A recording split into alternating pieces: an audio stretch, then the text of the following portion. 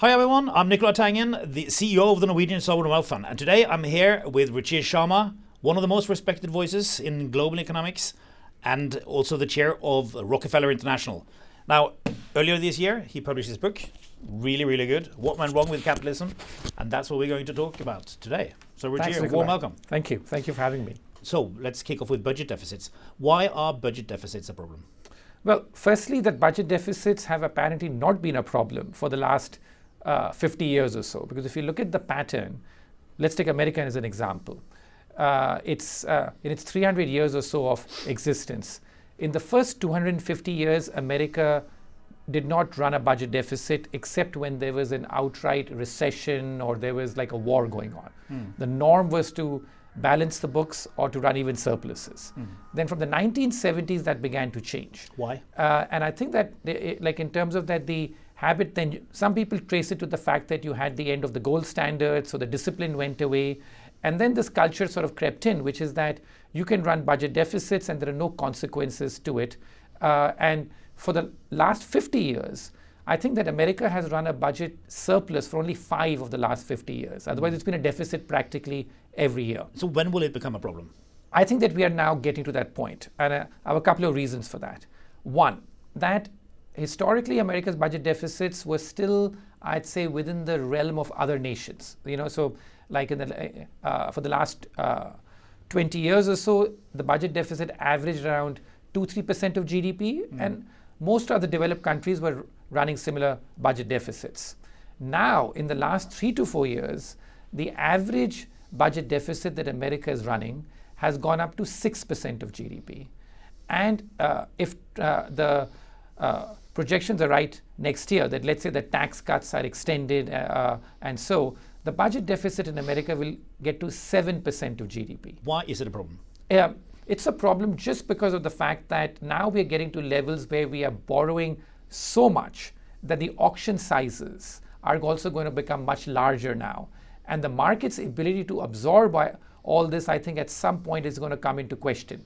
And the issue, there's no science behind this. And especially because America has got the world's reserve currency. So it has an ability to run budget deficits that are far greater than other countries. Would you mind just explaining what a reserve currency is? Yeah, so the reserve currency is a currency which most, everybody uses as the main currency of reference, the main currency of transaction.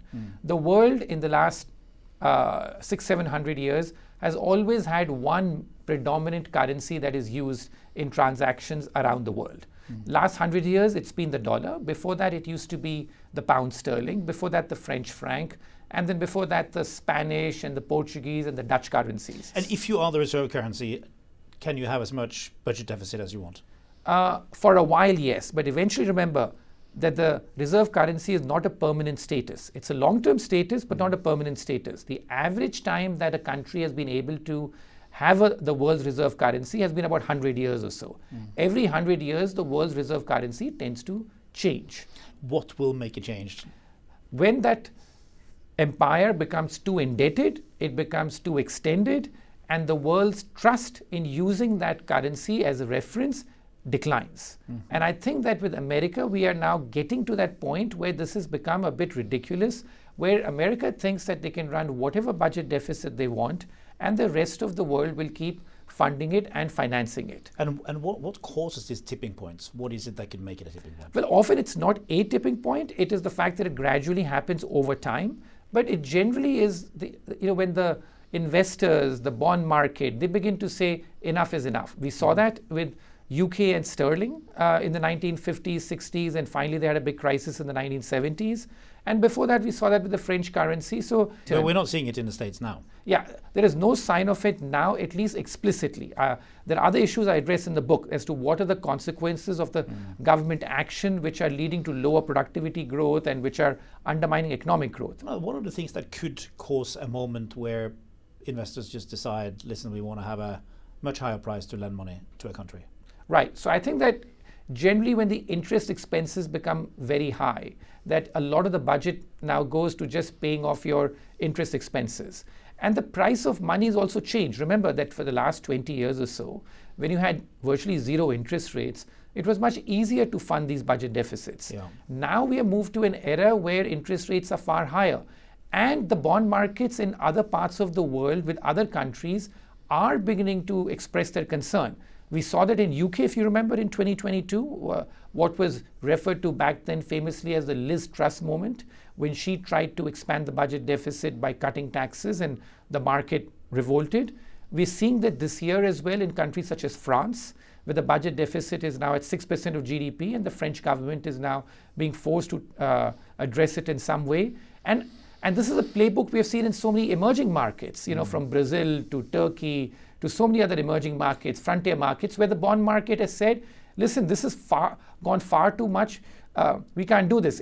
If I told you that, without naming America, that there's a country in the world today running a budget deficit which is 6 to 7% of GDP, its debt to GDP, government debt to GDP, is now over 100% and is going to be the second highest in the developed world after Japan by the end of this decade, you would say that, hey, this is really problematic. But in America's case, because this entire deficit today is leading to higher economic growth, and you have this incredible rush of capital coming to America because of the boom that you're seeing in technology, in like AI, these problems are being glossed over. What is a Truss moment? The Liz Truss moment is when the market basically says, okay, we cannot fund this. We want higher and higher interest rates to do this unless you start cutting spending. So this is what happened in the UK, right? Yes. And remind us what happened with interest rates in the UK. Yeah. So like Liz Truss announces. Yeah. So interest rates sort of spiked up. The currency declines because generally, like in America and all, we're used to that when interest rates go up, you expect the currency to strengthen. So a tell sign that something is going wrong is when interest rates go up, but the currency declines, doesn't go up. That is always a telltale sign that the market is now saying enough is enough and foreign investors are retreating. So the country you talked about without talking about, they are seeing interest rates going up, but also the currency going up. In the US today, interest rates have gone up even after the Trump election. Interest rates have gone up, but the currency has also gone up. So that shows that there is no sign as yet of any big concern. But my fear is that these things can turn very quickly. Next year, when the budget deficit in America begins to hit 7%, imagine what happens in America if there's an economic slowdown. Then the budget deficit gets to 8 to 9% of GDP. Because if you have a slowdown, then the revenues slow down, spending automatically goes up. So we're getting to levels which are completely egregious. And I think that investors are being misled because a lot of this deficit today is artificially funding the growth. So the economic growth in America looks pretty good. And you think that, what's the problem? But I think that because it's being funded by the deficit, because usually in the past, when America has been at this stage of the economic cycle, where the unemployment rate has been this low, the budget deficit has historically been only 1 or 2% of GDP. Today, you have full employment virtually in America and a deficit of 6 to 7% of GDP. So this is, I think, an unsustainable situation. Ruchir, what's the score in Europe? Europe is in much worse shape than America. So as I argue in the book that capitalism is in worse shape in Europe. So everything is bad? Well, no, not everywhere else, but in core Europe at least. Because if you look at France, Germany, productivity growth is much lower than even America. In America too, productivity growth has been declining for the last 30 to 40 years. But in Europe, it's a lot more. Why is this the case? Because as somebody said, that Europe is really the Silicon Valley of regulation. Like in America, as we know that they're trying to now go after too much regulation. We know that regulation has been a big burden on small to mid-sized businesses. In Europe, the regulatory burden is far higher. Similarly, like in Europe, government spending as a share of GDP is far higher. The deficits may not be, but government spending is, so you're forced to tax much more. And in countries like France, government spending as a share of GDP is nearly 60%. How do you call that a capitalist society when government spending as a share of GDP is 60% of the economy, second possibly highest in the world after North Korea? That is not a capitalist society anymore. Now, IMF, the International Monetary Fund, have added together all the debt in the world. They get to roughly $100 trillion. Is that a problem?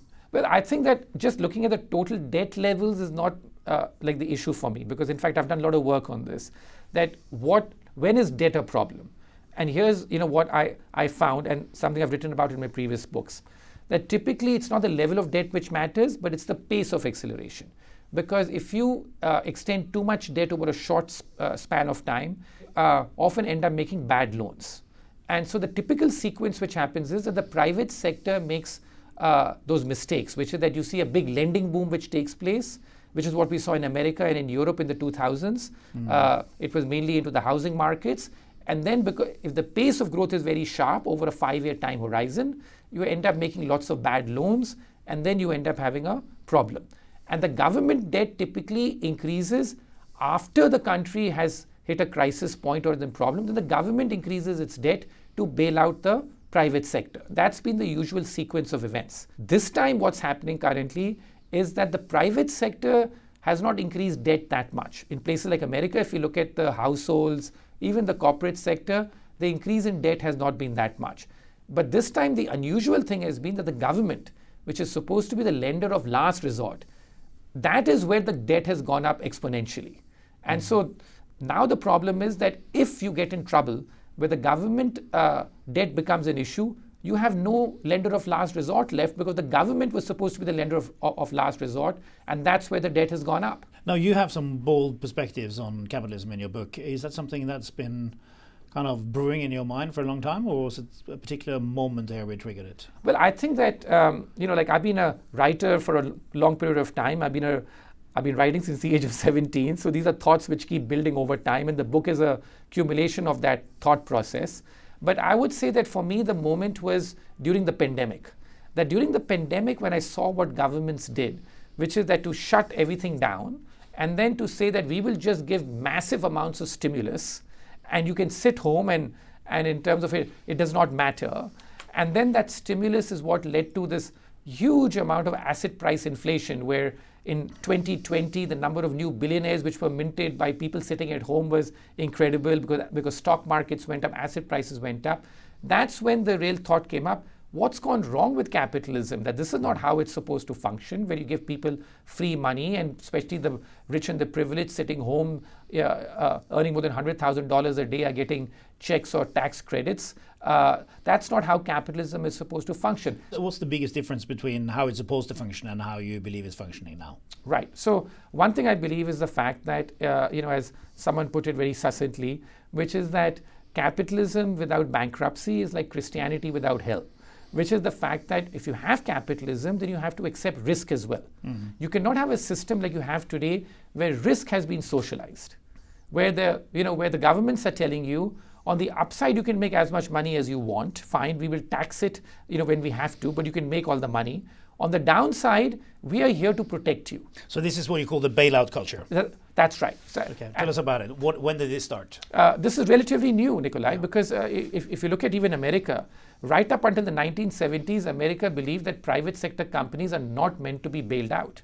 And then when the first attempts at bailout happened in the 1970s, there was a lot of resistance in Washington, in Congress, at the city, state levels. Any talk of bailing out private sector companies was met with fierce amount of resistance. But isn't it quite perfect? I get the upside, and if it goes wrong, somebody bails me out. Yeah, but that's what leads to problems also, because that's where you end up having so many inefficient companies that stay alive because of that asymmetry.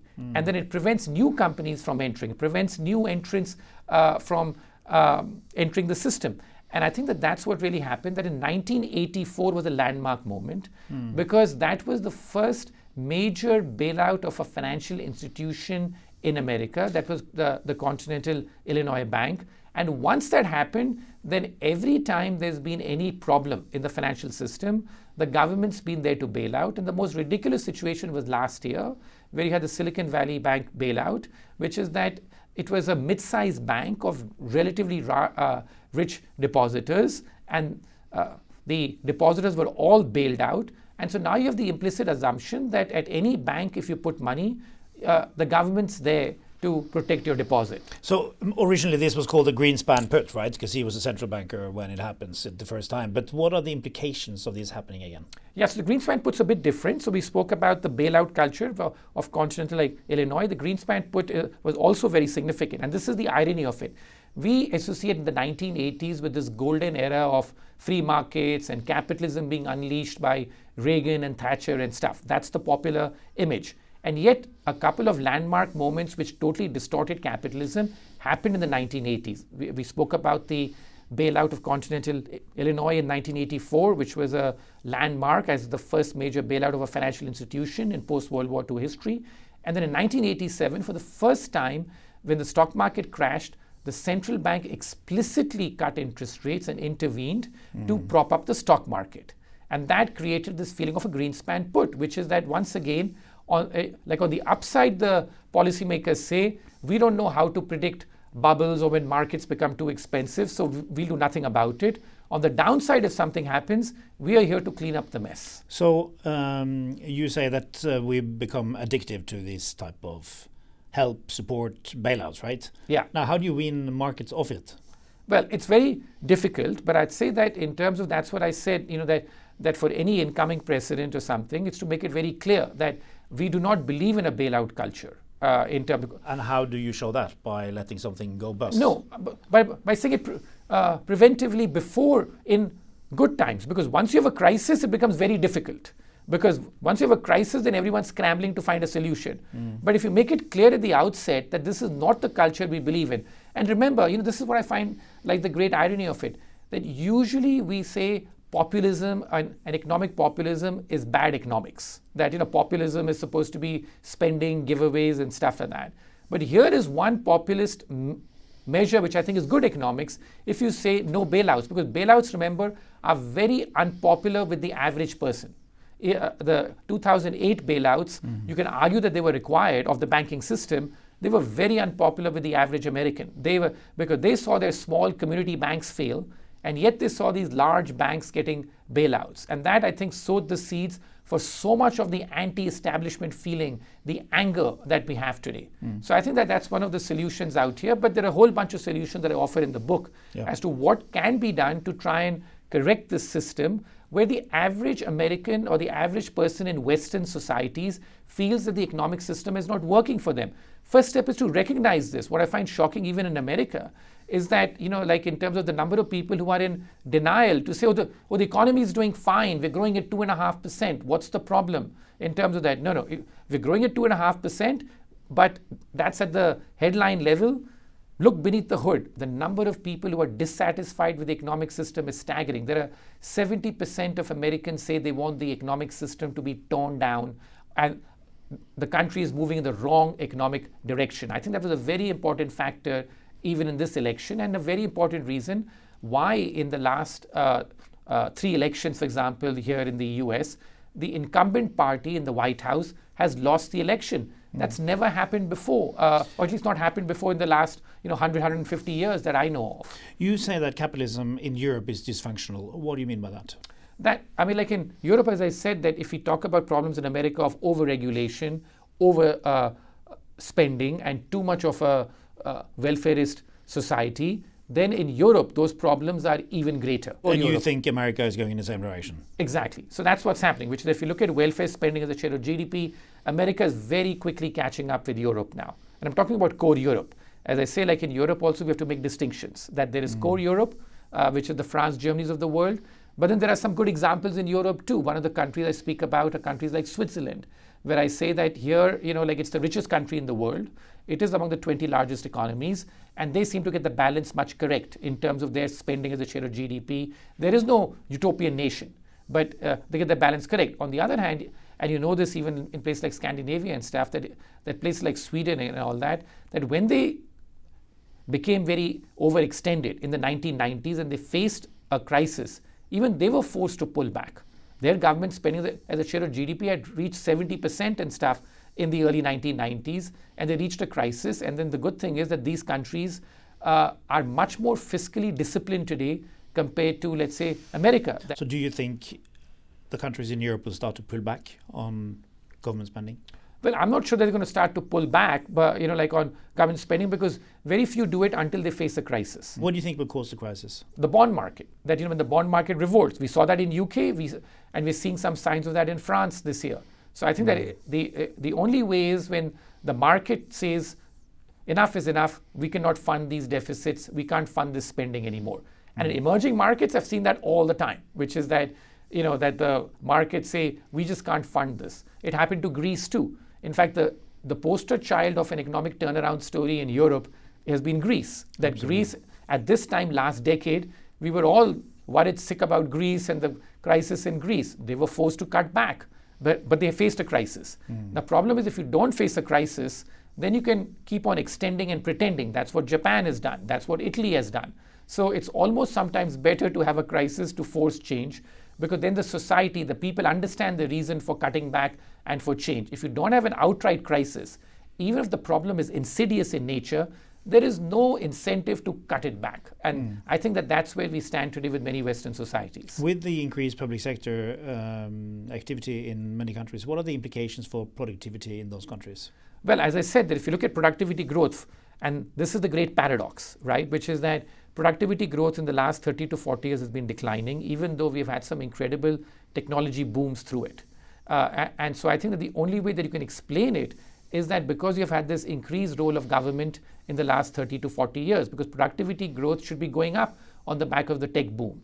And except for a brief period in the late 1990s and early 2000s, when you had the tech boom and you saw a big increase in productivity, otherwise productivity has been declining. Now, after the pandemic, we have seen some increase in productivity in places like the United States, but that could be because you got some churn out there, where old businesses were some shut down, some new ones began. But the trend has been down for the last 30 to 40 years. The paradox is, why do we have a decline in productivity in the midst of this incredible tech boom?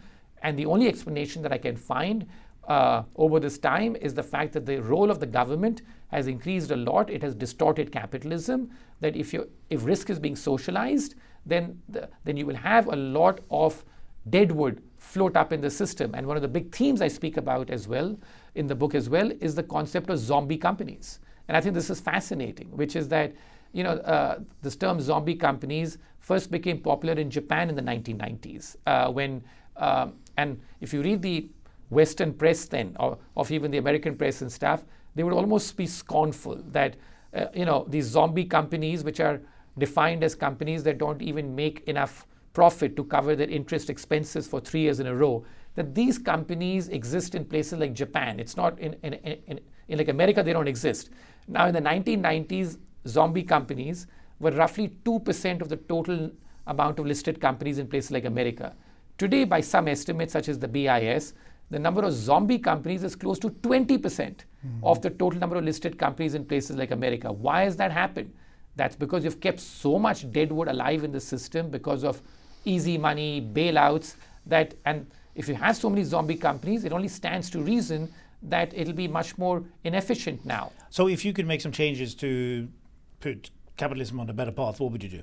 Well, I'd say that what's practical and what's not practical, right? So cutting spending, welfare and all is not practical. It's not going to happen. So let's not even go down that path. What are the 3 to 4 practical suggestions that anyone can do to try and do that? So I do think that deregulation is a very big step, because the people who are hurt the most by regulation tend to be the small and mid-sized businesses. And that's where confidence today is really low. The large companies, they're able to, they almost like regulation because they're able to afford it, and they're able to also write regulations in the way which favor them because they have all the lobbyists in the capital cities such as Washington. So deregulation is very important. The second thing I think which is very important is that if I were to say what's the leading symbol of what went wrong with capitalism, it is housing prices. That in places like America, it is unaffordable to buy a new home. The number of 20-year-olds who are living in with their parents today is more than 50%. The number of Americans who say today that that they'll not be able to realize their so-called American dream of having their own home is staggeringly high. So home prices have gone up a lot. And one of the big reasons home prices have gone up a lot is because you have so much amount of regulation that it's very difficult to build new homes now. Yeah. And so supply is very short. On the other hand, if you have very easy interest rates, then the demand is very high for homes. So you've got this massive mismatch. So I think focusing on making homes affordable again has to be a central issue for capitalism, whether it's got to do with improving zoning, coding laws, the culture of NIMBYism. That's something else which needs to be done. And I think that the other thing also, as I say, is that this culture of bailouts needs to end. And it needs to be done preemptively. You can't do it in the middle of a crisis, but in the middle of an expansion for for the leaders to say that the private sector companies get in trouble, you guys need to sort this out on your own. Don't expect us to come and bail you out. These are some of the basic steps which can be taken, I think, to try and right capitalism. And also, I think that this whole idea of running deficits this large in the middle of an economic expansion, what's the justification for doing it? I think that a lot of people are worried about, what the debt situation is.